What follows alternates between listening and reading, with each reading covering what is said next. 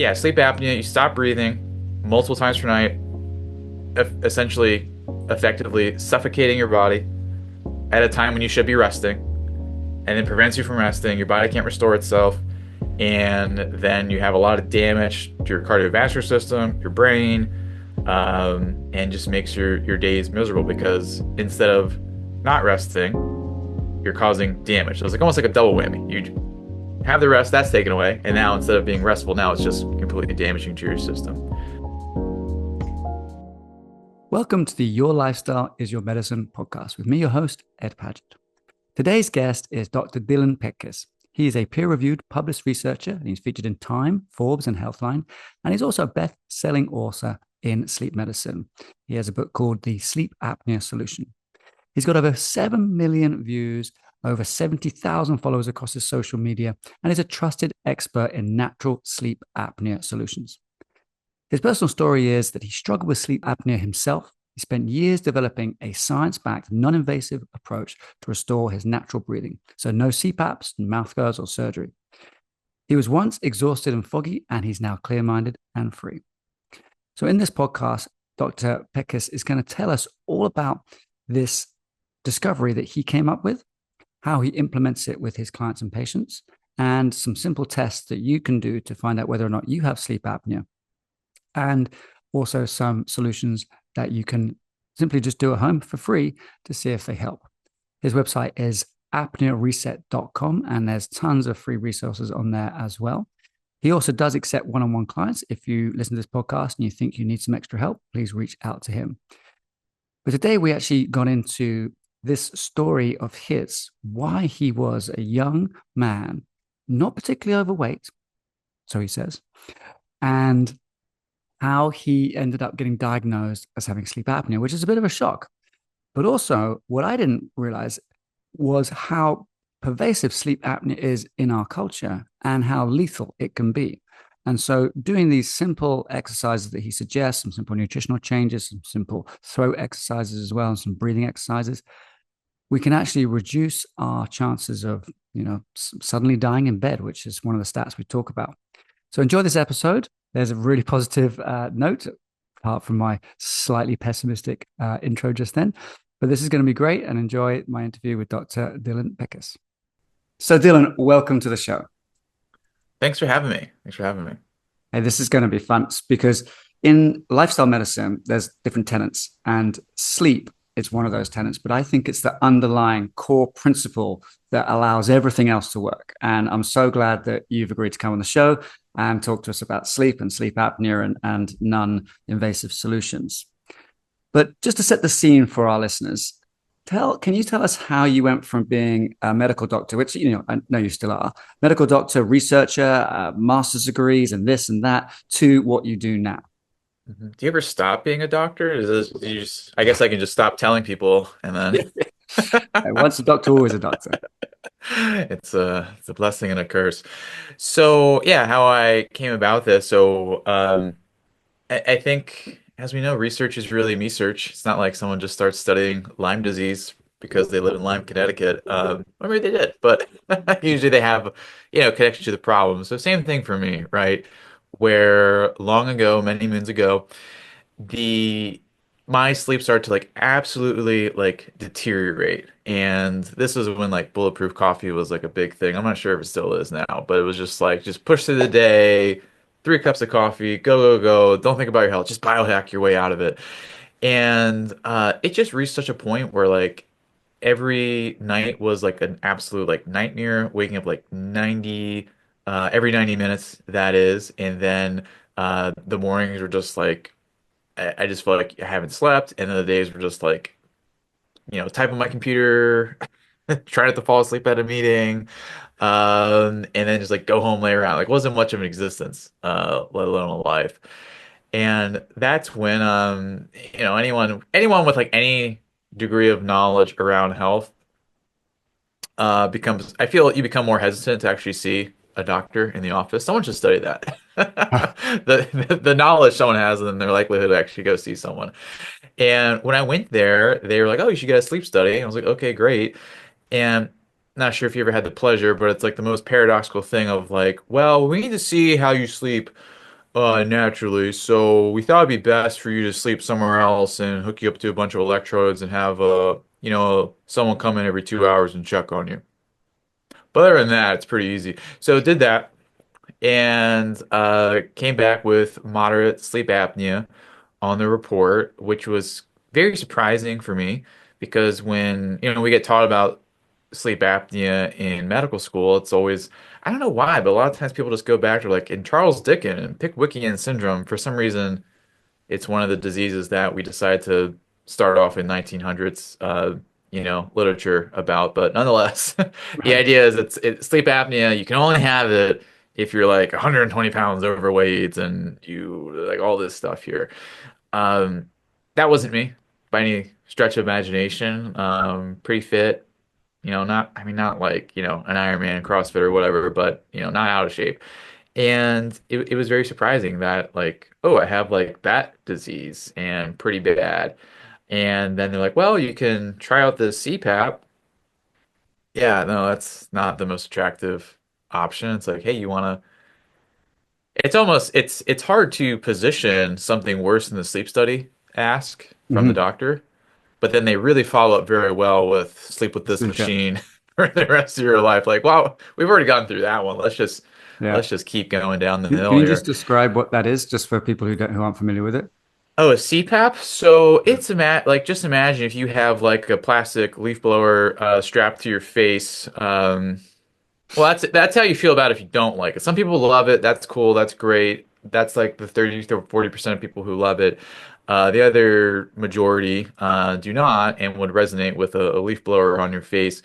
And very uncomfortable, very even just like anxiety provoking, just like strapped to your face. Very attractive to bedmates, Hmm. definitely.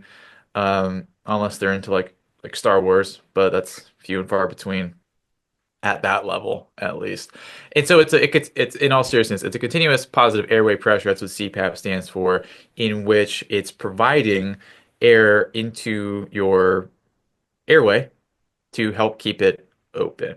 All Hmm. right. It was invented in the late 70s, early 80s as a stopgap measure.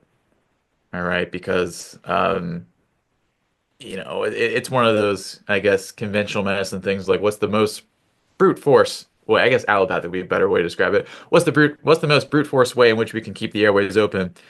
And CPAP again, a little bit better than the previous option, which was just cut a hole here for anyone. I'm pointing to your throat, just like Hmm. if you uh, smoked cigarettes all your life and had throat cancer, now you got to breathe through a hole in your throat. That was actually option one. So all things considered, CPAP's a little bit of a step up, but that's what was given to me, and only took a couple nights of that to say, okay, no way we're doing that, which a lot of people do resonate with, Yeah. because Do you have y- stats on how many people have a CPAP machine under the bed that they never use? under Like, the bed specifically, I don't have that data, but the no, I do know that out. So they do these CPAP compliance studies Mhm. because you know, a lot of the research questions are the wrong ones in allopathic medicine. It's like, well, let's not try to find better solutions. Let's try to find more ways to coerce people into these solutions. Mhm. And with the CPAP, they'll look at compliance. So if you give 100 people a CPAP, like you're the Oprah of CPAP, you get a CPAP, you get a CPAP, you get a CPAP, everyone gets a CPAP. After a year, if you ask those 100 people, how's it going? How you dealing with that thing? 30 of those people, so 30%, will give you a thumbs up. Just thumbs up. Okay, Okay. this was not like, did this completely change everything? They're like, I've benefited from this. Thumbs up. So 30% so to answer your question, it could be as high as 70% of under their bed, in the closet, in the attic. Yep. But it's the people who can't get a CPAP to work, they're in the majority, the Hmm. silent majority, if you Hmm. will. Um, and they kind of get gaslit by the medical stuff. But anyway, that's a separate story. But Okay. yeah, most All right. people do not enjoy it. Okay. So let's go back to you. So you were given the CPAP machine for sleep apnea, which we still don't have a definition of yet, or from you anyway. So sleep Yeah. apnea is going to be breathing very poorly at night. That's like the headline of it. Mhm. Now, there will be two main ways to determine this. The American Academy of Sleep Medicine will say more than 5 events per hour. An event will be defined as you stop breathing in a way that leads to your oxygen levels in your blood going down. All right. That happens 5 times or more per hour. Now, uh, CMS, which is like the in the States, like the basically the Center of Medicare Services, et Mhm. cetera, they use 15 as their metric, 15 events or more. Now, the reason there's this discrepancy is because they used to go with the 15 events per more because between 5 to 15, you're mild. And just like how in the what was that, late 1990s or early 2000s, they changed the cholesterol guidelines and then everyone had hypercholesterolemia. Crazy how that happens. Right. Similar story. Similar story. Because most people with mild sleep apnea, they're very well functioning. Yeah. They're not symptomatic. It's done in the spirit of maybe we can catch these people early, Okay. or maybe we can have more CPAPs on the market. Either way, we'll let history decide that one. But yeah, sleep apnea, you stop breathing multiple times per night, essentially effectively suffocating your body at a time when you should be resting, and then prevents you from resting. Your body can't restore itself, and then you have a lot of damage to your cardiovascular system, your brain, and just makes your days miserable because instead of not resting, you're causing damage. So it's like almost like a double whammy. You have the rest, that's taken away, and now instead of being restful, now it's just completely damaging to your system. So that's I guess the easy way to Mhm. understand sleep apnea there. So with you, so this is we're going back to your personal story. You were diagnosed with the sleep apnea. You had the symptoms of, trying to function at a high level, being a medical researcher and so on, but that was tough. You tried the CPAP machine, a couple of days of that, and so what happened next? Yeah, so at that point, gave it the good old screw this, throw my hands up at this, and decided like, all right, what is like fundamentally going on with sleep apnea? Because a lot of times in research or just how I view things in life is if we didn't have like any any external input of this, like how we view this problem, like what's the simplest way we could sort of figure this out? Kind of like all roads lead to one. So in looking over the research, one of the things I found, because I don't know about you guys, but like Friday night going on PubMed, that's where all the literature is, and then you can like sort by date and you can just go all the way back. Really great times. If you run out of things to talk about with your partner, Yeah, new hobby. that's what you Now, do.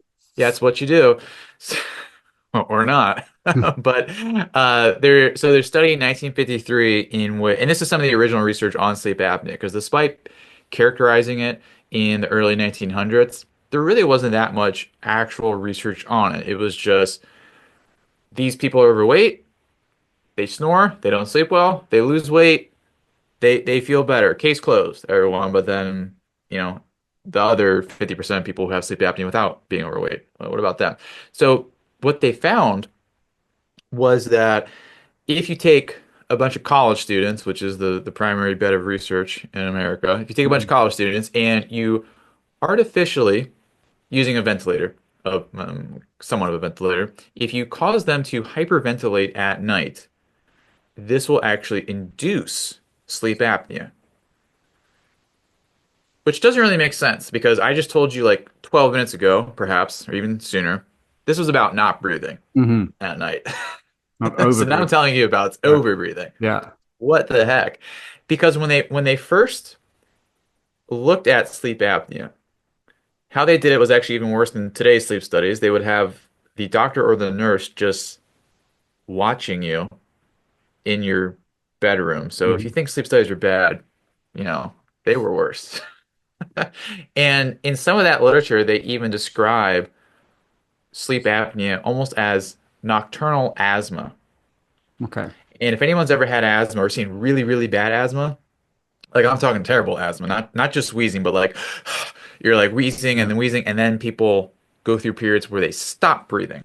which is really scary. We're talking about like emergency room levels Hmm. of asthma. And they knew that, and then they saw sleep apnea where it's you're breathing and then you stop breathing, and then the period afterwards you hyperventilate, right? And then Right. you kind of get stuck in this cycle. But the thing is, the cycle is actually kicked up by these increases in breathing. So they have some studies and this was way later, but I think this was about, forget what year, but mid 2000, like 2010-ish. They looked at what is the tidal volume. This is how much air in and out someone is breathing at night. People with sleep apnea, people without sleep apnea, two separate groups.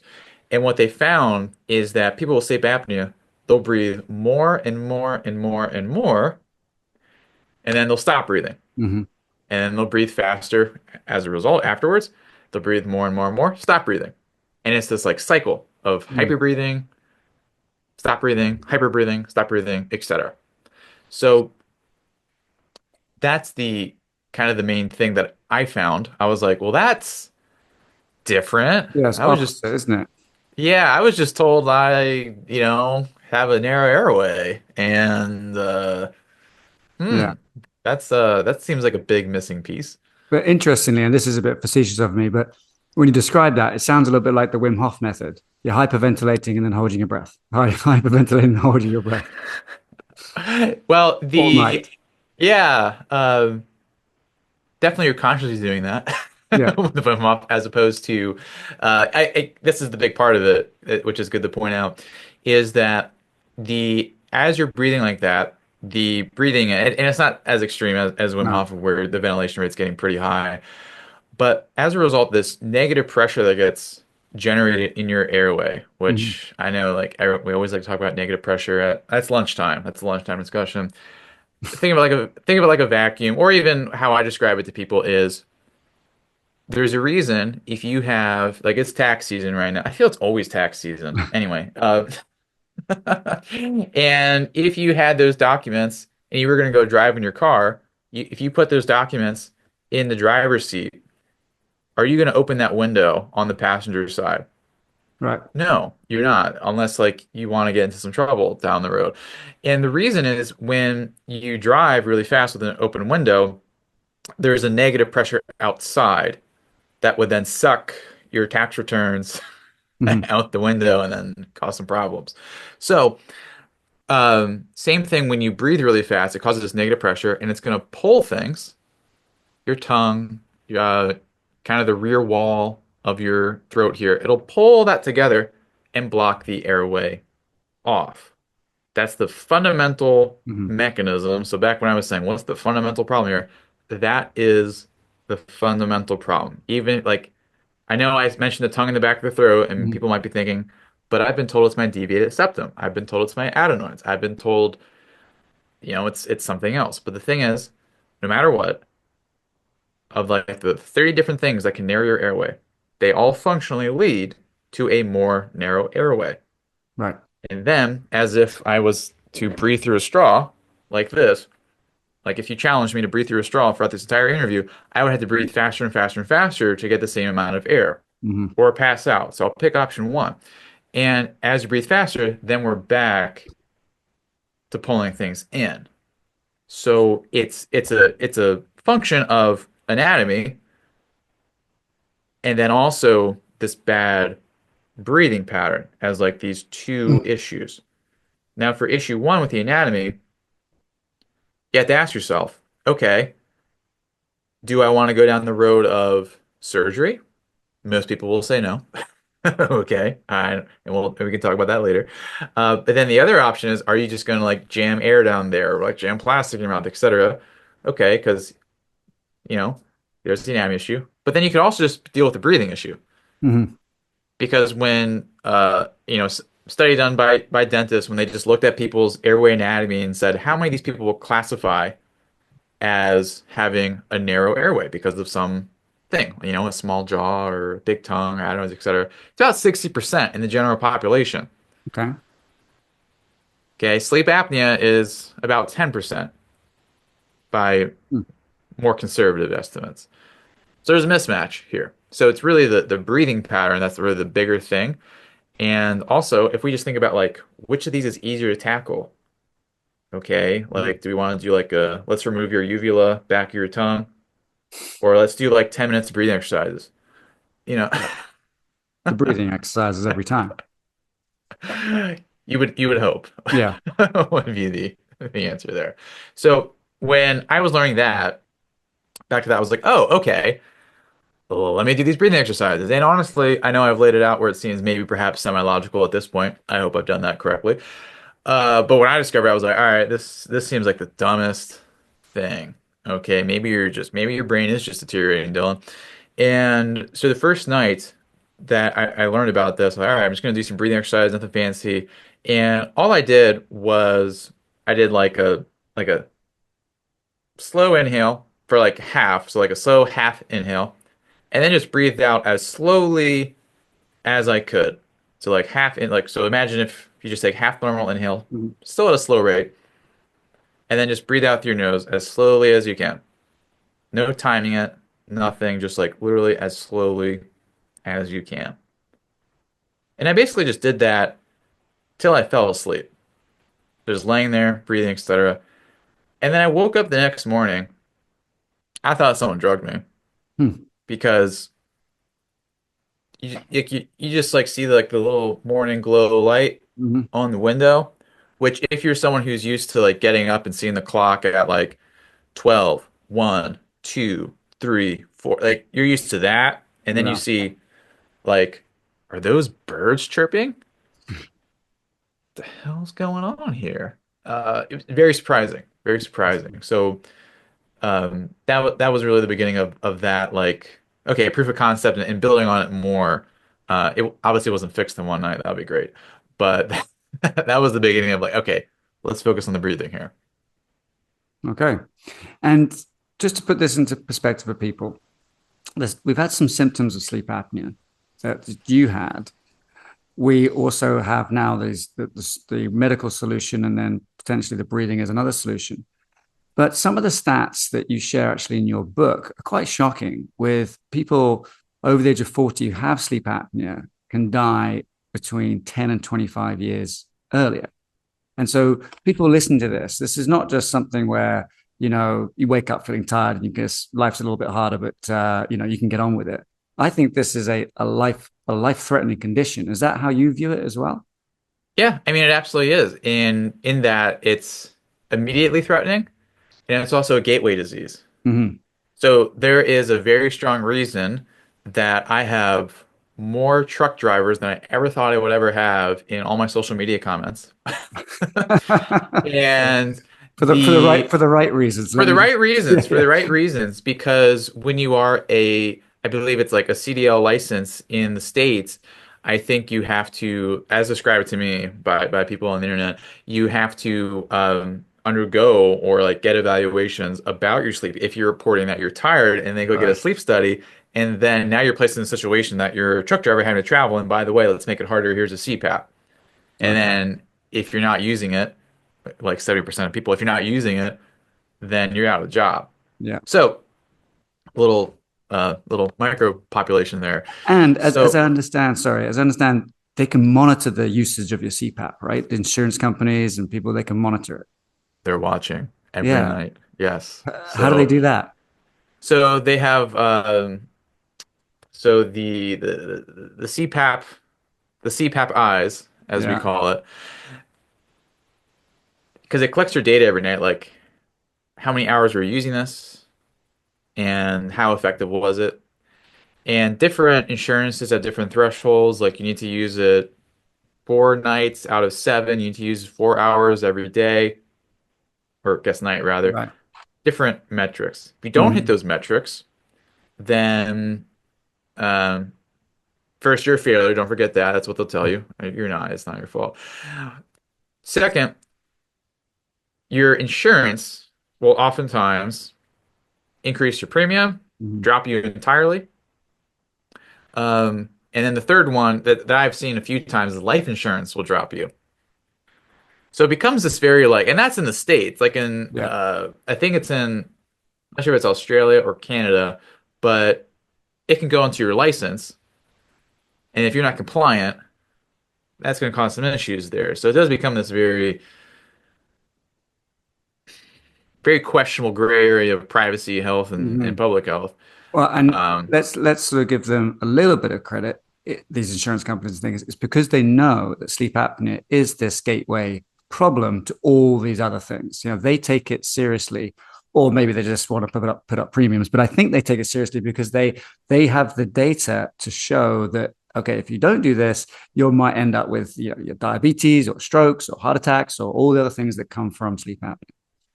yeah, yeah, absolutely. Because you're never going to win the game against an actuary in a cubicle. So that's the person running all the cool calculations that Yeah. lets you know that you're not worth the investment if you don't wear your CPAP.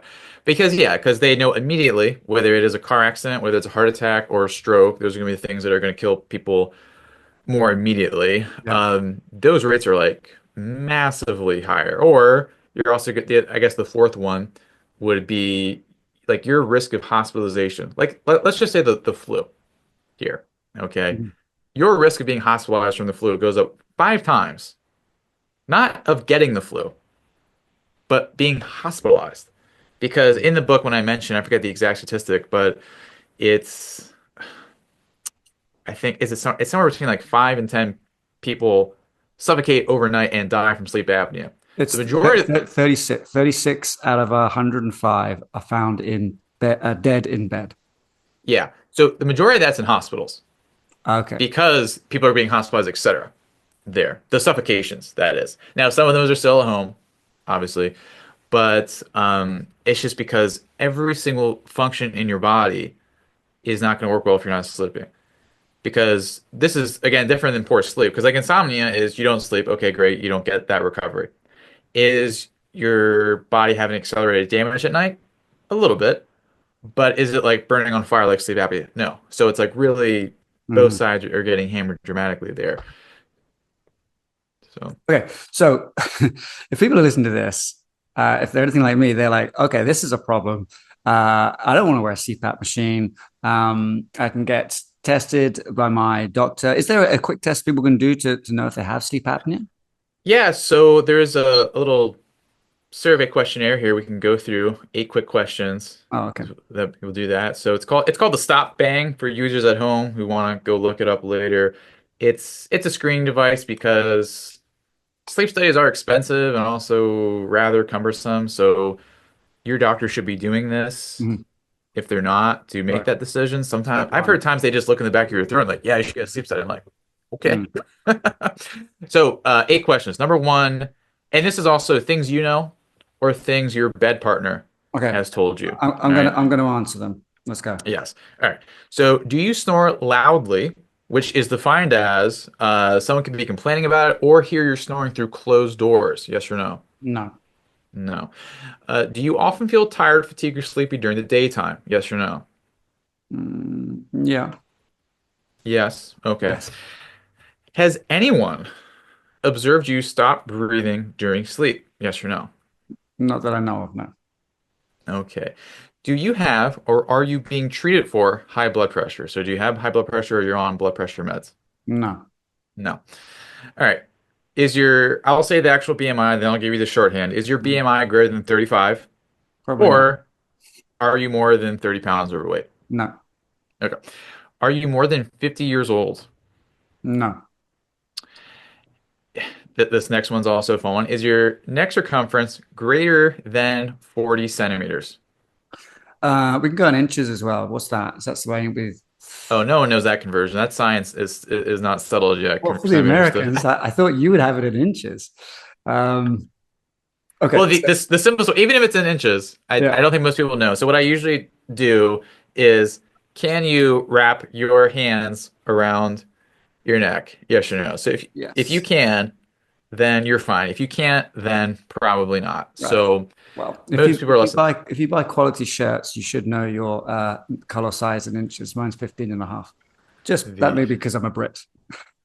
Yeah, we just we don't do shirts down here in the States here. It would be 15.7 Okay. inches. All Yeah. right. Okay, and last one is female or male. So Male. male there. So based on your answers, you would have a two, Okay. which would be very low risk. Yeah. Now, if you have a three or more, now you're getting to moderate risk, which means there's going to be a greater probability that a sleep study would be able to demonstrate sleep apnea. So that in an ideal world where people are using screening tools appropriately, Mhm. let's say you got, well, let's just say you got a five, because some people will say, yeah, I'm snoring, tired. My wife says I'm doing this. Yeah, I'm Yeah. on a blood pressure med. You're at like, so five and above here, you're high. Yeah. If you got a five or above in that, you get a sleep study. There is a 90% chance that sleep study will tell you you have sleep apnea. Okay. And then if you don't, if it's, this is the funniest part, if it's negative, I think it's like 50 or 60% of the time, they'll send you for another one. Until you get And it. until you get it. I'm a little questionable about that one, but and then they'll pick up another 5% of positives from Okay. that. So yeah, that's how that pans out there. Okay. So we've gone through a screening test. We're now thinking, well, maybe if someone's listened to this, got sleep apnea, they've heard about the CPAP, or they know if someone has got it, or their doctors even talked about it before, they're not interested. You brought up the subject of breathing. So tell us how you developed that initial spark, that initial, like you said, you woke up, feel like you've been drugged because you slept through the whole night. What happened after that? Yeah, so after that, I thought I just completely, solved the world's biggest problem, and I was the, smartest person of all time. So I kept doing the same thing, and then started to have diminished returns Mhm. on it. Still doing like way better, but it would be kind of touch and go some nights. So I was like, all right, there's more to this. So I was humbled in that sense. 'Cause I know a lot of times the temptation is like, it's just this one thing. Have this Mhm. one. If you drink a tablespoon of this, you'll burn all your bed, like, that Yeah. that sort of stuff. The so then when I started to learn more, I was like, okay, how did that breathing exercise even lead to the slower breathing Mhm. at night? Like, how did this happen? Because I just read, like, okay, breathing fast, bad. Maybe if I breathe slow before, it be good. Okay, that's like the caveman thought at that time. But I didn't know how it worked. And so learning about like how our body responds to different gases, primarily CO2, carbon dioxide, which is a byproduct of your body, just like an engine, burns fuel and then produces gas just like the tailpipe from your car. And that one of the main gases is carbon dioxide, CO2. That is your body's primary trigger to breathe. There's other ones, but CO2 is the most important signal. So when you have sleep apnea, and yes, when I say this, I mean obstructive sleep apnea, because I know people, when we talk about sleep apnea, people will say, well, do you mean obstructive or central? Central is 5%. I'm talking about the 95%, but it still applies to both. There is a chemical abnormality to sense carbon dioxide in your brain. That's like the sole problem of central sleep apnea. I don't want to say sole, but it's the primary problem. It's also a huge problem in obstructive sleep apnea. I would say, if not still the biggest. So there's huge overlap on that because when I mentioned CO2, people are like, but I thought obstructive wasn't a Mhm. neurological thing. It is. Your brain is still off in a reasonable way. Okay. I think all of our brains are a little off. Nonetheless, CO2. You need to be able to rewire how your body responds to CO2. Because remember when I was talking about the whole nighttime asthma thing and you stop breathing and then you kind of start breathing again? That is known. I'm going to throw a whole bunch of research word soup out. High loop gain ventilatory like threshold would be the name of that. High loop gain ventilatory threshold. Fancy way to say when you do something, you breathe way faster than you should. You go to the top of the stairs and you feel like you just went to the top of Mount Everest. You went like you chased it through the dog or whatever. And then you're like, whoa, I'm breathing really fast. It's because that is the dominant pattern for like 6 to 8 hours every single night. Mhm. And then it starts to bleed into the daytime. Yeah. So, and this also will address an issue that some smart cookies are thinking of. How the heck does, you breathe during the daytime and then it affects your breathing at night? Like, I can't control that. You're right, you can't. but you also really don't consciously control your breathing during the daytime. Your brain is telling your body constantly like, hey, breathe like this based on the signals it's getting. So when I learned that, like, okay, so CO2 is affecting how I breathe, all right, and then there's this brain breath connection with neurons and all that and these connections.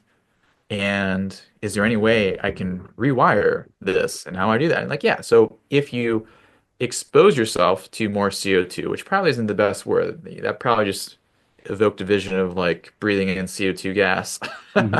If you increase your body's own natural levels of CO2 there, it sounds more friendly. By doing these breathing exercises that have longer exhales Yes. and longer pauses than the inhale portion, then that will start to accomplish the job of improving your body's response to CO2. So you're breathing a little bit slower, and then you don't have as much strong pull inside your airway at night to pull in your tongue and pull in the tonsils and all that, and then things start to correct in a way. So that's like the big thing of like, Hmm. okay, well I need to like, do breathing exercise like this and then like progress it and so on and so forth so that it's able to have a more profound effect at night. Okay. So would measuring someone's respiratory rates when they're resting be indicative of sleep apnea or this problem? The it can be it's a little hard because it's not going to be as sensitive Mhm. as a measure because a respiratory rate of like 10 versus 12 doesn't really sound that different, but it is kind of big difference on a kind of a big time scale, like 8 versus 12.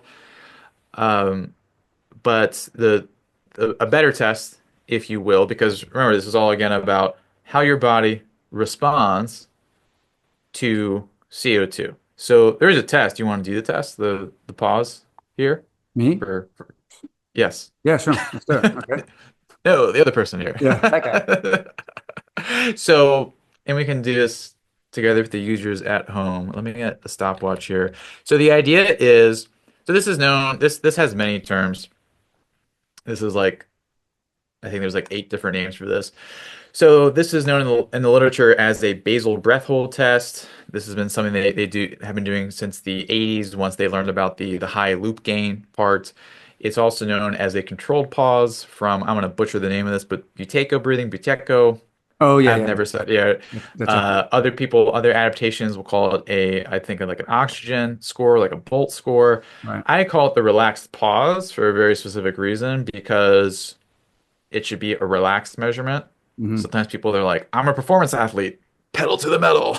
Mm. You wanna, this should be like a very easy thing. So that's my differentiation or spin on it. Nonetheless, all those different ways to say it is how long can you hold your breath comfortably, comfortably after a normal exhale. Hmm. So this is not like you're 8 years old and your friends like, how long can you hold your breath at the bottom of the pool? It's not that. It is inhale, exhale, hold. Hmm. And then here's the difficult part is you want to then start breathing again at the first sign of air hunger. Hmm.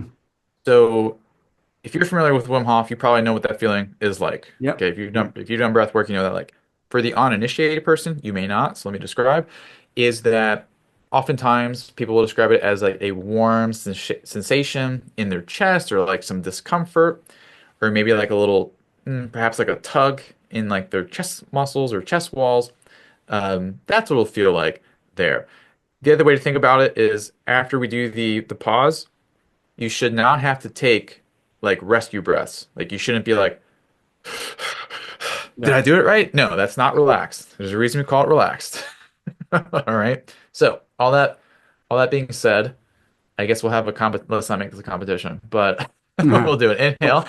Hang on, just before we start. So I have done a lot of Wim Hof, and so I'm familiar with that. But also, just before we got on, I just finished a 10K run. So what I've noticed in Wim Hof when I do that is that if you're doing a lot of exercise, your body goes into, I forget there's a technical word for it, but you need more oxygen afterwards. And I find it's really hard to actually hold my breath after Oh, I epoch. yeah, yeah, epoch, yeah. Yeah. So Yeah. I don't think I'm in epoch right now, but just in case people are watching, they go, Ed, aren't you meant to be fit? No, no. Okay. All right, I got all my excuses out. Yeah. EPOC for people at home is oxygen debt after you do Yeah. exercise that your body kind of catches up and maybe breathes a little bit more deeply Hmm. afterwards. So, all right. So we're gonna on the count of three, everyone at home, unless you're operating major machinery. All right, do this later. We're gonna do an inhale, an exhale, and then I have the timer here, Hmm. so I hold all the power. So on the count of three, we're gonna inhale. So three, two, one. Inhale through your nose, and then exhale through your nose. And then we're going to pause. And then we're just going to sit here. So we're at 5 seconds and seven now. And that's where I was originally. And again, it's the slightest touch of air hunger. So there you're at 16. And then we'll let it go to 20. So most people will be under 20.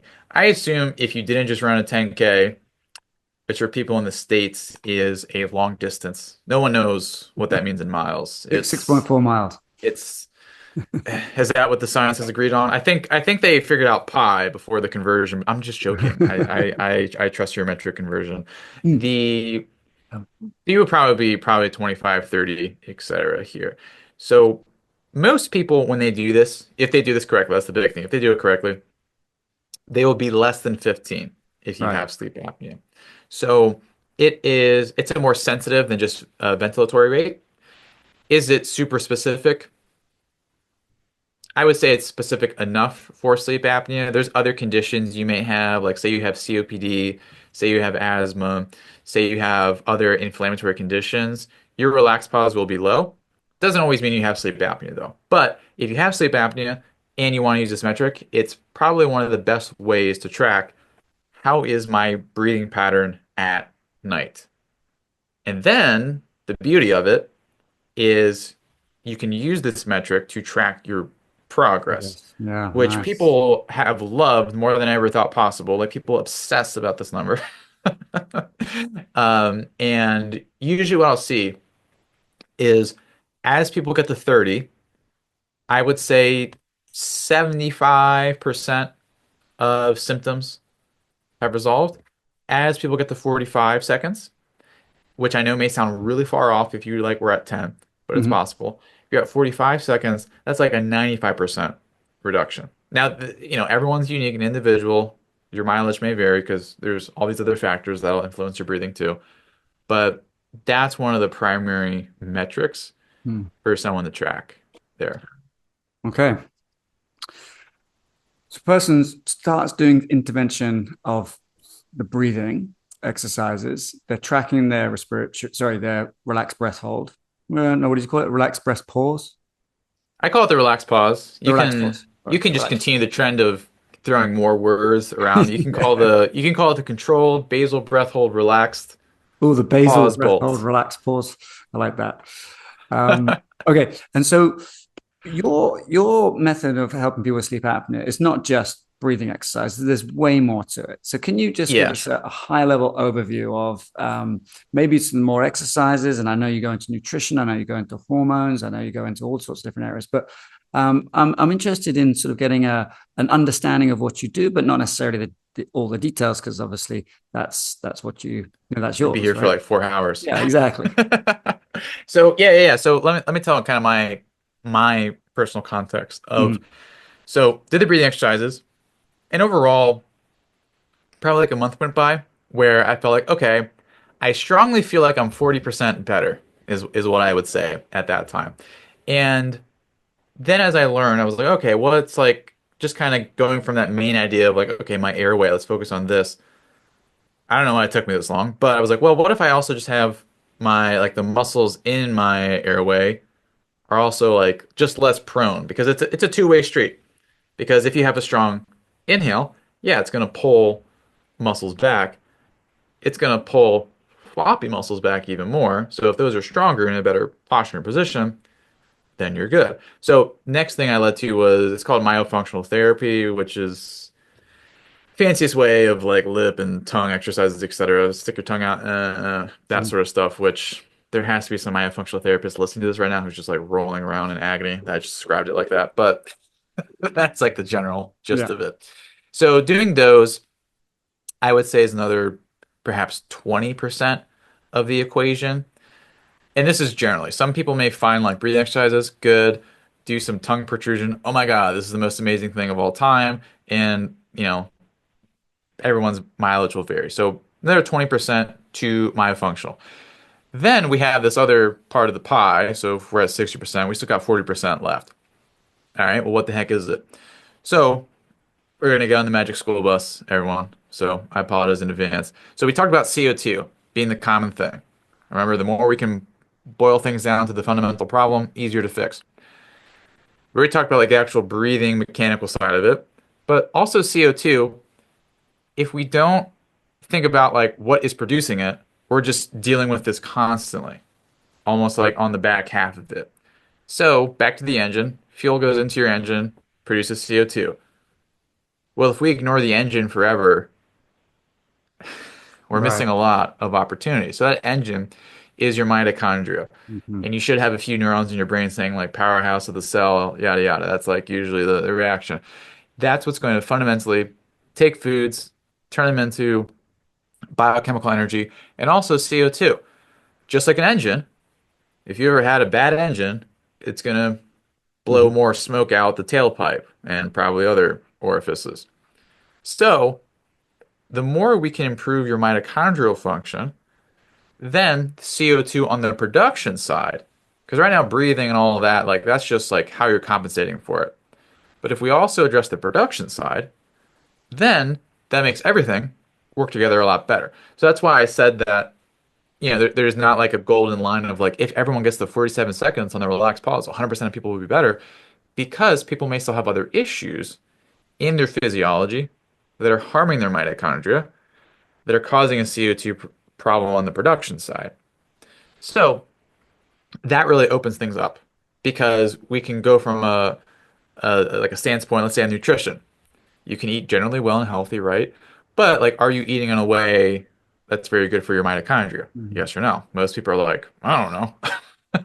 So you want to be able to do that. Or something also very important is going to be your circadian rhythm, because if you have like bad circadian rhythm, you aren't producing enough melatonin, then your mitochondria are going to be really bad as well. Or also like your nervous system, stressors, that's going to impact your mitochondria. Your environment is going to impact your mitochondria. So it's a lot of different factors. I would just put it into a big old bag of holistic lifestyle changes that are like targeted at your mitochondria, because then that'll help on the CO2 production side. So that's really like I guess like a lot of the missing piece, because a lot of times people will just focus on the breathing because it's that very like Hmm. just this one thing, and I wish it was. And it still kind of is if we think about it. But the breathing exercise only do one aspect of it. You want to be able to also target it metabolically as well. We're talking one thing. Some people have said to me, "Can't you just put the tape over your mouth?" Like in well, there's a recent book came out called "Breathe: The Lost Art of a Science." Oh, I butchered that, but I'll get it in the edit. But there's a recent book that came out on breathing. Nesta, that's it. Nesta's book Yeah, on James breathing. Nestor, yeah. Yeah, and he recommended putting tape on the mouth. Is that something that helps with sleep apnea, or is it just sort of now? Now I understand it better from what you've told me. I don't think it's going to do anything, but you tell me. Well, so I have a dog, and I have three actually, and when I take their tails and I wag them, it doesn't actually make them happy. So the reason I bring this up is because that's how mouth tape is. Yeah. Because your mouth opening at night is another consequence of poor breathing patterns. You don't breathe poorly because your mouth is open. Your mouth is open because you breathe poorly. Hmm. Very different, because when you have that fast inhale, your body, this isn't how it works. It works a little bit differently, but we'll keep it really simple. If you have to breathe more volume, your body has to make a choice. Am I going to go through those two small holes or this one big one? Hmm. And it will choose the bigger one because there's a bigger volume of air. Now, how it works in physics is again back to negative pressure and all that. You're more likely to open up your mouth then to continue to go through the nasal passageways when you have more volume of air. But that's how it works. So that's why now I'm not saying mouth tape's worthless, but fundamentally, if you correct the breathing problem, then the mouth will stay closed. Now, at times when working with people, mouth tape can be a good bridge because you can kind of force the issue a little bit more. And the research would also reflect that. So I think so out of the two studies that have been done specifically on mouth tape, only been done in people with mild sleep apnea. Hmm. And at most, it drops your sleep apnea severity by about 4 points, which isn't a whole lot because in the grand scale, like 5 to 15 is mild. Yeah, 15 to 30 is moderate, 30 plus is severe.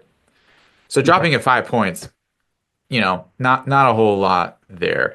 So it can be beneficial if like maybe you're trying to like optimize, but if you're someone who's like severe, etc., that's like I don't know, it's like someone they're bleeding out their aorta and we're like, "Oh, maybe let's check their vitamin K2 levels and see how they're clot." Like, no, we need to Right. we need to stitch that thing up. So yeah, I know mouth tape is trending. It may be appropriate for like a a normal healthy audience, Mhm. but a sleep apnea audience, it's not going to be the optimal first step. Mhm. Okay. Interesting.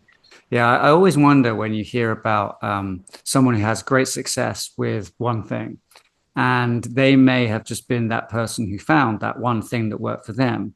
And I heard the analogy of if you go to the optician and you say, I'm not seeing so good. Maybe check me out, get some glasses. And the optician says, "Hey, no need with that. Look, these glasses really help me. Just try these on." And, Mhm. it's like, yeah, they work for him or her, but it might not work for you. And I think that's sometimes what happens with these more like on trend things with mouth tape and so on. They may have worked for one person amazingly, but they're not going to work for the population. Um, Yeah, yeah. Like the there's so many of those things. Like what did someone tell me recently? It was someone who breathing into a balloon mhm. for some amount of minutes per day, like it fixed my sleep apnea, right? Now it's the same thing because that person likely just had a deficit in the muscles that help them breathe out. Right. And that may have been their only deficit because there's like, 15 different factors like the muscles that help you breathe in, the muscles that breathe you out, how slow, like there's all these different factors. And that was just that person's one thing. Mhm. So that uh, I might steal your analogy with the glasses. So if you hear me on a different podcast, and I'm not going to credit you, I'm just not. But I stole it from someone else. That's fine. okay, as long as we're both Yeah, yeah. stealing, I think it's acceptable. Feel like an artist, what they say. But yeah, it's the same thing there. Hmm. Okay, so if someone's been listening to this and now they're interested, they think they or their spouse or bed partner has a sleep apnea problem, where can they find out more about you? Yeah, so I think the best place to start, we have like a free guide. It's on our website, so it's apneareset.com. And it just goes over a lot of I mean, it really just like took all like the best starting tips. It's like 50 pages. Mhm. And, have them in there of like different exercises you can do, walks people through the tests we talked about as well, and just some other, lifestyle tips like nutrition, etc., to start making progress because a lot of the times, like, yes, always bring up your problems to your doctor. Now, there's some countries where like people email me and like, so I have sleep problems, and then I can see, I call my doctor and my next appointment's in 2 years. Mhm. So everyone can guess what country that is. But the idea that you have to wait until then to do something about it, where you can just be doing like some of the breathing exercises that are in there Yeah. for like 10 minutes a day, it's crazy. So like whether it's breathing exercise, lifestyle, you can still do something on the way to doing that.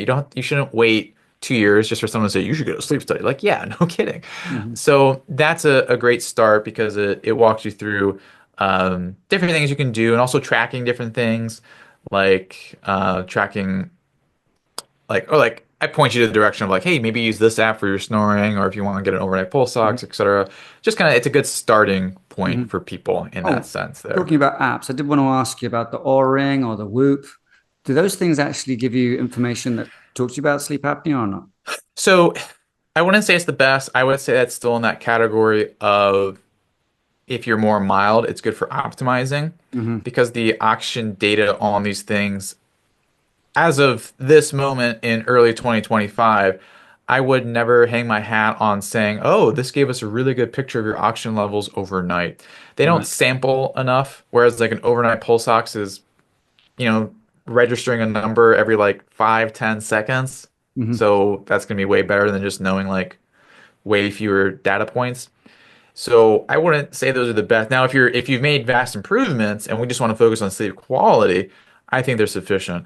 But before then, we really want to know how are your blood oxygen levels?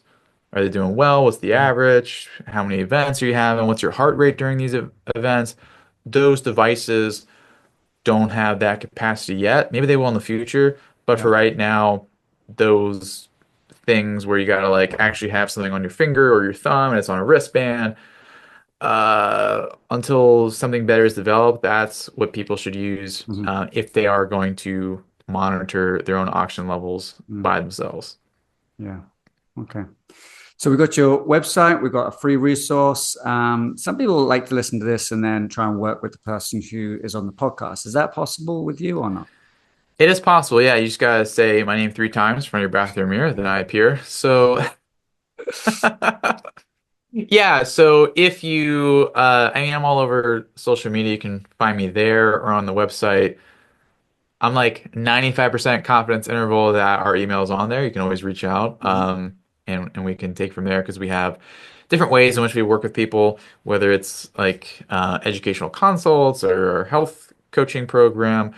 We have those available for people who are interested at that higher level Mhm. of service. But I always tell people, pick your own adventure Mhm. at the pace you want to go at. Okay. And related but slightly off topic, I heard that you don't use a cell phone for text or social media or anything like that, but you're actually pretty savvy on social media. How do you do that? I know, right? It's so contradictory. How did you know that? So yeah, I I'm trying to remember the last time. Well, let me just paint it like this. So when I was in med school, my um, if people want to contact me specifically for something like a classmate, they knew it would be better to text my girlfriend at the time, who's my wife now. They would reach out to her first. So I just like, and I know it's right here. Right. I just don't use it. I don't like texting. I don't like speaking to people despite me speaking literally right now. Just not something I enjoy doing. So yeah, I just don't. I don't enjoy it. I don't like it. I think a lot of times it just uses up time. But yes, I do also post like 90,000 times per day on social media, and comment back quite a bit to Yeah. people. So I'm a bit of an anomaly in that way. Do I still scroll on TikTok to look at dog videos? Yeah, I do. And for research, of course. What would be a good video? But I do need to at least watch three Great Pyrenees videos before then. But yeah, I just don't use a phone very frequently. Okay. Wow. Yeah, well, I was impressed when I heard that. It was on another podcast. I was thinking that one of the big problems around sleep is, blue light and sort of dopamine hits before you go to sleep. And I try and limit this with my kids as much as I can. And then for myself, I self-justify and I say, yeah, but my work is based online, therefore I need to look at Instagram. And I'm like, no, I don't. And I just try and put the whole thing down before about 7 o'clock. But it's hard. It's really is a struggle with the addiction for everybody. Yeah, it's yeah, like when we onboard, um I guess as part of our coaching program, we do have like a an online Facebook community, and a lot of times I'll be like, "Hey, do you use Facebook?"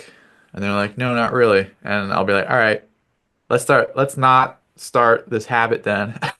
Okay. And like, Yeah. let's avoid that for because it's funny because people go through our program and then they're oftentimes using their phones way less and way less, and people are like, Yeah. "Wait, why aren't like people more active?" Like, well, we literally tell you to not use social media Yeah, yeah, as part of this. As so, fair there's enough. that. All right, Dr. Dillon, thank you very much for coming on the show. It was a lot of fun and very informative. Appreciate that. Of course, of course. Thanks for having me, and I had a blast. So thanks for having me on. I hope you enjoyed listening to and learning from Dr. Dillon. I certainly picked up some things from that, and I'm going to be looking out for these things in my patients going forward as well. But hey, look, I don't actually make these podcasts to get this to be the most popular health podcast in the health section of Apple Podcasts or whatever. I actually make them so I can refer my friends, family, and my clients to an episode. So, for example, if I pick up that someone might be having problems sleeping with sleep apnea, I'm going to refer them to this episode. And that's what I would like you guys to do as well. So, sure, give me a rating if you can. Go to Apple Podcasts, go to Spotify, wherever you go, put down a 5 star. Those all help get the podcast out there. But more importantly, you can help by sending this podcast to someone who you think might benefit from listening to the information. Really appreciate that. Your support means a lot to me, and stay tuned for the next one.